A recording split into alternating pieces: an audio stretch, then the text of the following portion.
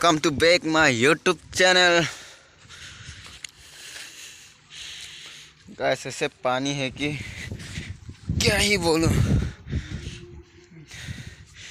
पानी का सुविधा देखा कैसे है भाई।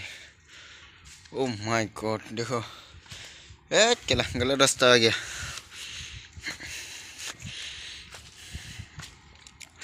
तो ये वाल झाप मार के जाएगा अभी, तो बने रहे ना। ज़्यादा ही दिखाने नहीं मिला है, थोड़ा सा ही दिखाया है। उसके बाद मेरे रूम से आने वाला आके आते समय दिखाएगा सोचा था, पर भी देखा नहीं पा रहा है क्योंकि थोड़ा अर्जेंट था। उसका वजह से ये है हम लोग का एरिया। देखो गाइस के पास जाएंगे। ये है हम लोग का नज़ारा। वो साइड पे तो हम लोग का घर। उसके बाद अभी फिलहाल यही से ऑफ कर देते हैं।